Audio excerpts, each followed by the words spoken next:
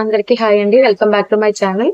ముఖ్యంగా ఈ రోజు మన వీడియో వచ్చేసి పెన్షన్ల వెరిఫికేషన్ కి సంబంధించి మనకి జనవరి 3 నుంచి స్టార్ట్ అవుతుందని చెప్పుకున్నాం కదండి. దానికి సంబంధించి అయితే యాప్ అయితే రావడం జరిగింది. అలాగే దానికి సంబంధించి 13 క్వశ్చన్స్ కూడా అందులో ప్రత్యేకించి రూపొందించడం జరిగింది ఆ యాప్ లో. అలాగే దానిలో ఫోటో అప్లోడ్ చేయడం, సదరన్ సర్టిఫికెట్లు అప్లోడ్ చేయడం, అలాగే ఎవరైతే వెరిఫికేషన్ కి వచ్చిన అధికారులు ఉన్నారో వాళ్ళ పేర్లు, దానికి సంబంధించి ఎవరికైతే వెరిఫికేషన్ చేస్తున్నారో ఆ పేషెంట్ యొక్క వివరాలు, అలాగే ఆ పేషెంట్ తో తంబు వేయించుకోవడం, ఇలాంటివి అయితే అందులో మనకి చేర్చడం అయితే జరిగిందండి క్వశ్చన్స్ తో పాటు. సో దానికి సంబంధించి పూర్తి వివరాలను అయితే ఈ వీడియోలో తెలుసుకుందాం మనము. ముఖ్యంగా మనకి పెన్షన్ వెరిఫికేషన్ కి వచ్చే అధికారులు డాక్టర్స్ అయితే కంపల్సరీ ఉన్నారండి. ఎందుకంటే వాళ్ళకి వెంటనే ఒకవేళ వీళ్ళకి 100% లేదు, లేదా వీళ్ళకి అసలు పెన్షన్ అనర్హులు అనుకుంటే వెంటనే వీళ్ళకైతే చెకప్ కూడా చేయడం జరుగుతుంది. అందుకే దీనికి డాక్టర్స్ అయితే మనకి అటాచ్ చేయడం జరిగింది ఈ వెరిఫికేషన్ లో. దానికి సంబంధించి పూర్తి వివరాలను అయితే ఇప్పుడు నేను తెలియజేస్తాను. చూడండి, పక్కనైతే నేను యాడ్ చేస్తున్నాను కదా. ముఖ్యంగా వచ్చేసి మనకి లాగిన్ ఇచ్చారు, పింఛన్దారుని వెరిఫికేషన్ అని చెప్పేసి. డాక్టర్ లాగిన్ స్క్రీన్ అండి ఇది. ఎవరు పడితే వాళ్ళు లాగిన్ అవ్వడానికి అయితే లేదు. వాళ్ళు ఫేస్ ఐరిస్ ద్వారా గానీ బయోమెట్రిక్ ద్వారా గానీ లాగిన్ అయితే అవ్వాలి. లాగిన్ అయిన తర్వాత హోమ్ పేజీలో ఇలా చంద్రబాబు నాయుడు గారి ఫోటోతో అయితే ఓపెన్ అయితే అవుతుంది. తర్వాత మనకి పింఛన్దారుని ధృవీకరణ అని చెప్పేసి వస్తుంది. ఆరోగ్య పింఛన్దారుల ధృవీకరణ అని. అక్కడైతే నమోదు సంఖ్య, ఏ డాక్టర్ కి ఇచ్చారో ఆ డాక్టర్ గారి పేరు, హాస్పిటల్ పేరు, అలాగే అతని డిజిగ్నేషన్, ఆయన దేనికి సంబంధించిన డాక్టర్ అనేది కూడా, అంటే ఆర్థోపెడికా లేకపోతే బిబిఎస్ ఇలాంటివి కూడా అక్కడైతే వచ్చేస్తాయండి. యూజర్ టైప్ వచ్చేసి హెల్త్ అని ఇస్తారండి, ఎందుకంటే ఇవన్నీ హెల్త్ పెన్షన్స్ కాబట్టి హెల్త్ కి సంబంధించిన డాక్టర్లు అయితే చెకప్ చేస్తున్నారు. దాని తర్వాత ఆరోగ్య పింఛన్దారుల ధృవీకరణ అని ఇలా వస్తుంది. దీనిలో ఏంటంటే ఆధార్ నెంబర్ ద్వారా మనము, లేదా అంటే గనక అతని పేరు ద్వారా మనము సెర్చ్ చేయాలనుకుంటున్నామో అక్కడ సెర్చ్ బార్ అయితే ఇస్తారు. ఆధార్ నెంబర్ సెలెక్ట్ చేసుకుని అక్కడ ఆధార్ నెంబర్ కొడితే వెంటనే ఆయన డీటెయిల్స్ అయితే ఓపెన్ అవుతాయండి. అతని మండలము, గ్రామ సచివాలయం పేరు కూడా అక్కడైతే చూపిస్తుంది. పూర్తి వివరాలు అయితే ఇలా చూపిస్తాయండి. క్లస్టర్ పేరు, పింఛన్దారుని ఐడి, పింఛన్దారుని పేరు, పింఛన్ రకము, అంటే server muscular dystrophy cases and accident victims, అంటే వాళ్ళకి ఏమైనా యాక్సిడెంట్ లో వచ్చినాయా, పుట్టుకతోనే ఉన్నవా, లేదంటే వాళ్ళకి పెరాలసిస్ పేషెంట్లా, లేకపోతే ఆరోగ్య సంబంధిత పెన్షన్లా అనేది అయితే ఇక్కడ ఉంటుంది. ఆ రకం ఏంటనేది. అలాగే ఆధార్ నెంబర్ కూడా అక్కడ డిస్ప్లే అయితే అయిపోతుందండి. మొత్తం రాదు, చివరి 4 అంకెలే చూపిస్తాయి. అలాగే మొబైల్ నెంబర్, ఫోన్ నెంబర్ అయితే మొత్తం డిస్ప్లే అవుతుంది.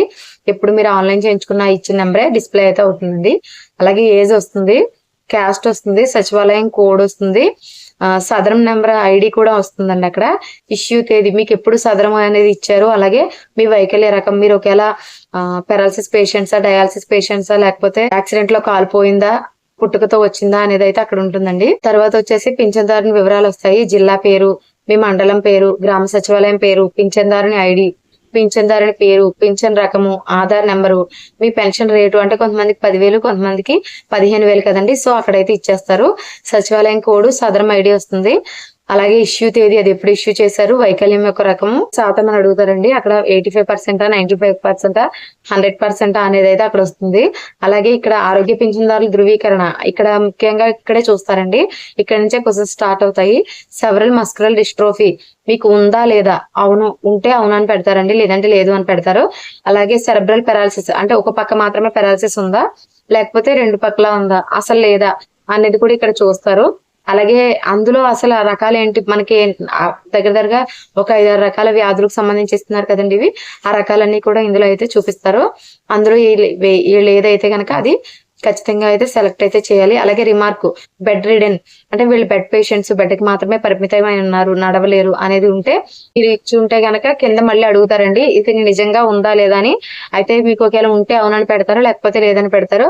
పూర్తిగా మంచానికి పరిమితమై ఉన్నారా అని అడుగుతారు. సో పూర్తిగా మంచానికి పరిమితమై ఉంటే అవునని పెడతారు, లేకపోతే కనుక 6,000 లోకి అయితే మారుతుందండి. అలాగే వీల్ చైర్ కి పరిమితమై ఉన్నారా అని అడుగుతారు. వీల్ చైర్ కి కనుక పరిమితమై ఉంటే కనుక, అంటే మీరు కనీసం మిమ్మల్ని లేపి ఇంకొకటి కూర్చోబెట్టి పరిస్థితి ఉంటే కనుక మిమ్మల్ని అవును అని పెడతారండి. లేదు అనుకుంటే వీల్ చైర్ లో నుంచి మంచం మీదకి వెళ్ళడానికి వీలుగా ఉన్న విధంగా ఉన్న వీల్ చైర్ అని పెడతారు. బెడ్ రిడెన్ అంటే వీల్ చైర్ లో కూడా వాళ్ళు రాలేరు, కనీసం ఒక ఊతకరతో కూడా నడవలేరు, వీళ్ళైతే బెడ్ పేషెంట్స్ అంటారు, వాళ్ళకైతే బెడ్ పేషెంట్స్ అని పెడతారు. అలాగే బ్రెటలిల్ లోయర్ లింబ్, ఎక్కడ పోయింది, ఒక చెయ్యి పోయిందా, ఒక కాలు పోయిందా, లేకపోతే మనకి మోకాల దగ్గర నుంచి పని చేయట్లేదా, లేకపోతే ఒక కాలు ఒక చెయ్యి పని చేయట్లేదు అనేది అయితే ఇక్కడ చూపిస్తారు. రిమార్క్స్ అడుగుతారండి. ఇక్కడ టైప్ చేయాలి వాళ్ళు. Wheelchair bound with disability of 85% అనే ఇప్పుడు మనకి వీల్ చైర్ లో పరిమితమై ఉన్నారు 85%. కొద్దిగా కర్ర తీసుకుని అందులో కూర్చోగలరు అని. బెడ్ పేషెంట్స్ అంటే 100% అండి. వీళ్ళు ఏది చేసుకోలేరు కాబట్టి వీళ్ళకి 100% అనేసి ఇస్తారు. సో ఇంకోటి ట్యూమర్స్ అంటే క్యాన్సర్ లేకపోతే మీకు డయాలసిస్ పేషెంట్స్ అని అడుగుతారు. సో అవును అని పెడతారండి. అలాగే దానికి సంబంధించి అసలు ఏంటి దానికి పూర్తి వివరాలు అంటే వాళ్ళు ఒకటి సెలెక్ట్ చేస్తారు, వాళ్ళకి తెలుసు కాబట్టి. రిమార్క్స్ బెడ్ రిడన్ అండి. ఒకవేళ బెడ్ రిడన్ కాకపోతే కనుక వీల్ చైర్ అని పెడతారు.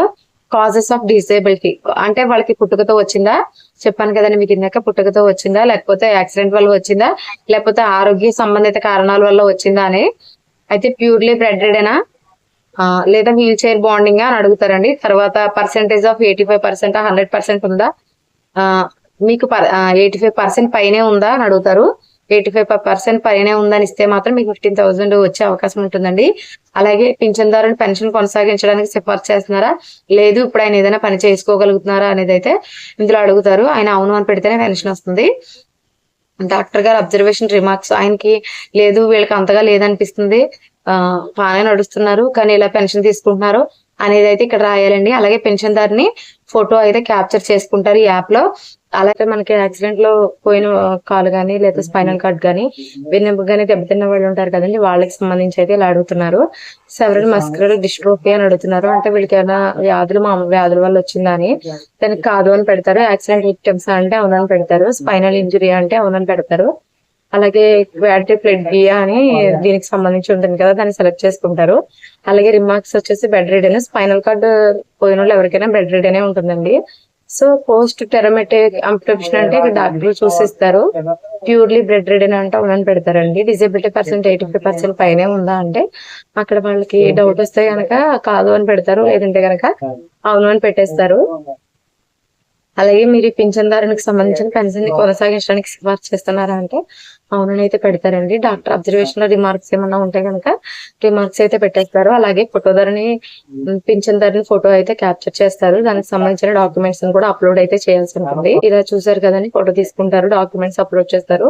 చేసిన తర్వాత పేషెంట్ దగ్గర నుంచి అయితే మనకి తమ్ము గానీ లేదా ఐరిస్ ద్వారా గానీ అయితే తమ్ము అయితే వేయించుకోవడం జరుగుతుందండి. ఆధార్ ఉంటుంది కదా, ఆధార్ సంబంధించి ఫేస్ యాప్ దానిలో గానీ అయితే తమ్ము అయితే తీసుకుంటారు. ఈ రెండు అయిపోయిన తర్వాత మీకు వెరిఫికేషన్ అయితే పూర్తయినట్టండి. ఇంకా ఏమైనా డౌట్స్ ఉంటే కామెంట్ సెక్షన్ లో కామెంట్ చేయండి. Thanks for watching. బై.